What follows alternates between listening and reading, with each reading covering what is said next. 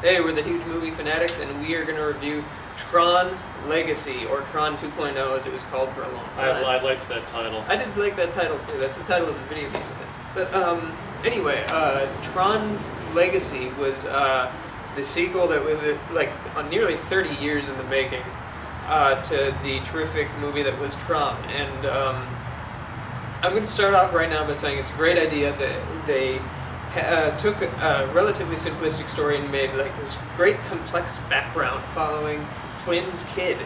I thought that was really interesting. They brought Flynn back in kind of a really great way by having him both play the hero and the villain. I thought that Flynn's kid in the movie, I don't remember what his name is, but he's a local boy. He's from Minnesota, so go him. Go him! He was in Aragon and he was in Four Brothers. Another great movie, see Four Brothers. But anyway, he was quite good.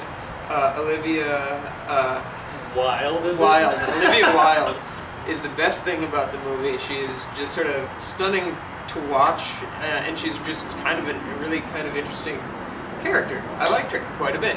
The special effects are good, but this is where we're starting to get a problem. Where the special effects are so good, they're too good.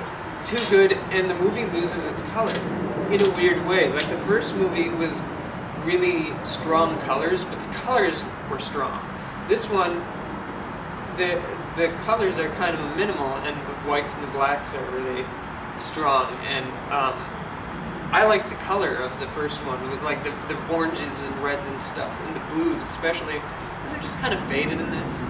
So visually I was a little less impressed than I was in the first one, but also it's 30 years later. A lot of movies kind of look like that. I know. In a weird way. Like they don't look like Tron, but there's a lot of, like pick any one of the prequels to Star Wars and you're going to see a lot of great fantastic visuals. So it's not as exciting anymore. And it was great getting back into this world and the new stuff that they did with it. I liked his suit forming on him and stuff like that. Like they did a lot of nice little visual touches. The light cycle things they used, like they kind of made them look like glass a little bit as they were sort of streaking through. I kind of thought that was pretty cool. But the movie as a whole, I liked. But as a fan of the first Tron, I thought it was kind of a letdown. Just because I had that built-in anticipation of seeing a sequel and waiting so long for it, you have sort of a certain expectation of what it should be, and honestly, it really couldn't live up to it. And there's no way that I don't think it ever really could. So that's the big problem with the movie. I've talked to a lot of people who never saw the original Tron, and they were blown away by this movie. It just blew their little minds. And, well, it did. And so I think for fans, it's nice to see the characters again, especially Flynn, especially... well, I guess... Well, no, Tron's in it. Oh, God. Yeah. You bring back the actor, you bring back the character, why not use him? like if the movie's called... Especially if it's Tron. called Tron. But anyway, do people like your friends who haven't seen the first one? They always ask why. They always ask why it's called that secondary character. I don't know why it's called that character. I don't know. It really should have been called Flynn's. But anyway, yeah.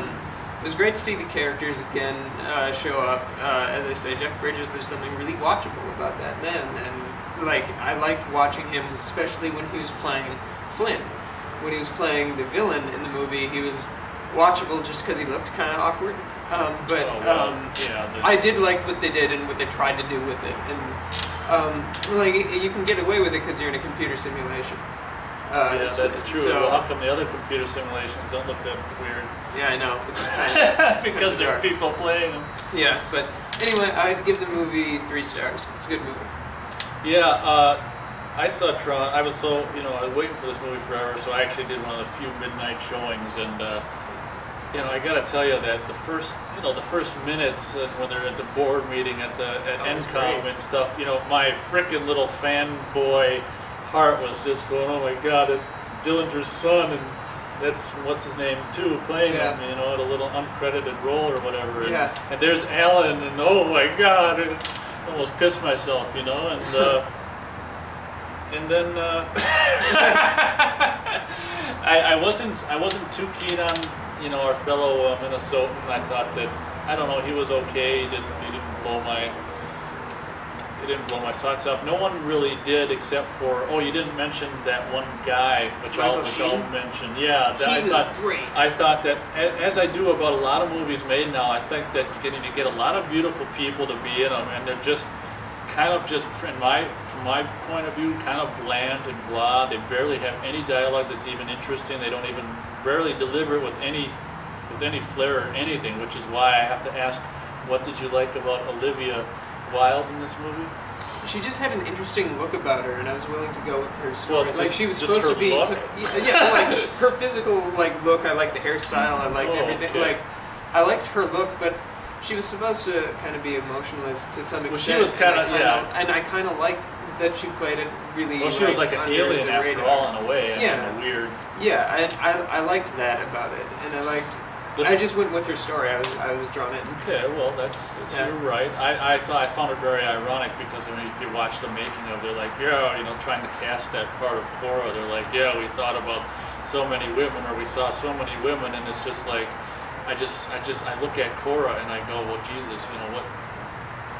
She didn't do anything that any of them other women, for my money, could have not have done, and I just think that's just so weird when you see a making of like that. And they say that, yeah, this person we searched for so long, and then they're just in it, and it's just like.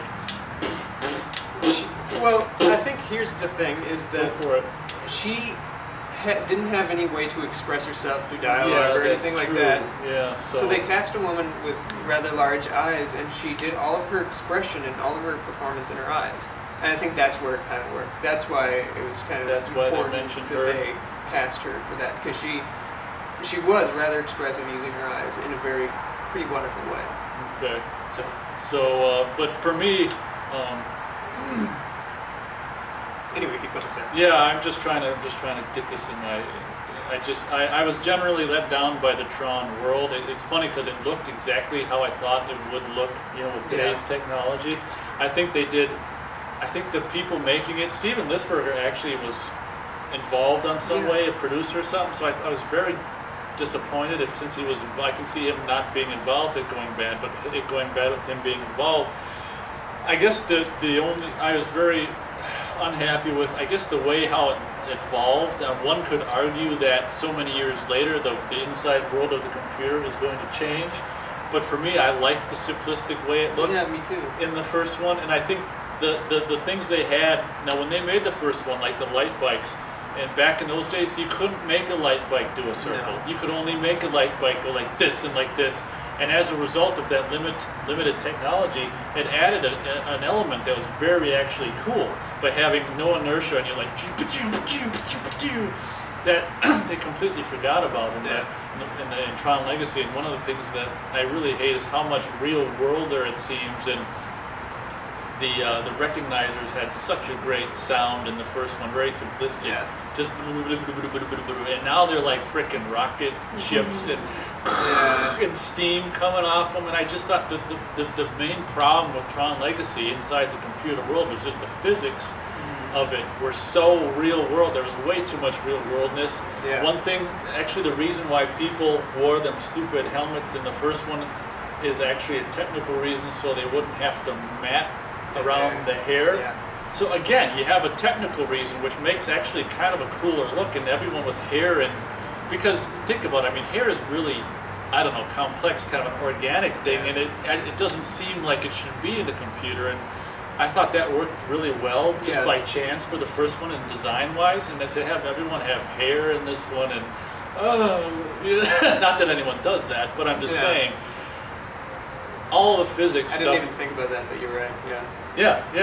All the design stuff, nothing really worked as far as I'm concerned. In the light bike, the stuff was cool. There was cool stuff, but overall, I think that the limitations they had on the first one in terms of what they were able to do with the world did nothing but make it better. I thought that the sound design, there were a few cool early '80s blips during during some of the scenes, which I'm like, cool. Every time there was one of them, I was like, there we go, have more of those in there. When they first got to Flynn's and all the things that's back when my fanboy, I was pissing myself. But you know, I was, go ahead. What did you think of the score? I loved the score. At first I didn't like it because it just wasn't Wendy Carlos, Yeah. but then I said, look, you know, you can't do everything exactly the same, so I ended up liking that. I think it's one of the most powerful things about it, in terms of a new direction. It was a bold and a good choice. Yeah,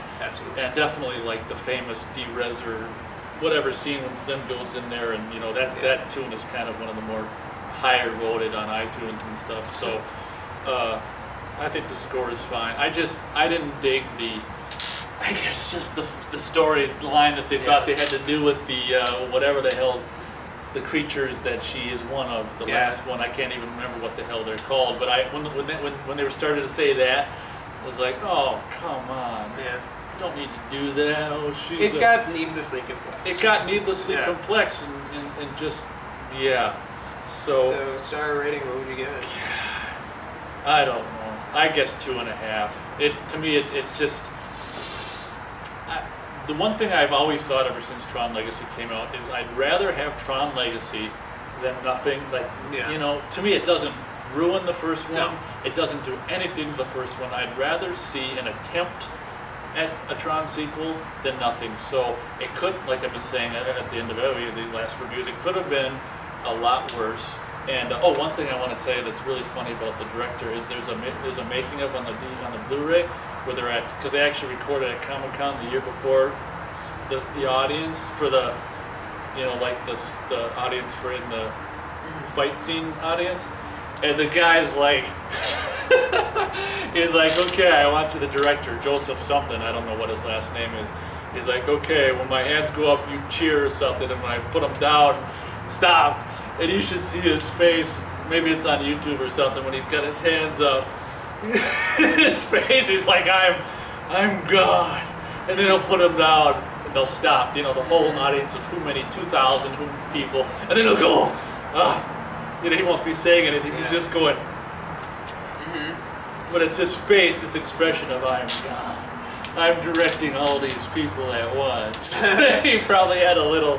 Anyway, I had to mention that. It was just funny, but yeah, Tron. And again, I don't understand. And another thing that's funny about the title is Tron Legacy. But when you watch the movie, it's just like Tron. It's like in the city, the title's just Tron, and it's like, where's the legacy? I've never seen that in a movie before, where it's a title, and then the title's different in the movie, like the title. Yeah. I suppose it happens occasionally. Like Evil Dead 2, I don't think has the Dead by Dawn on it. It's just Evil Dead 2. Yeah, but I regard like Tron Legacy. Well, whatever. Anyway, anything. Thanks for watching. End of line. Peace.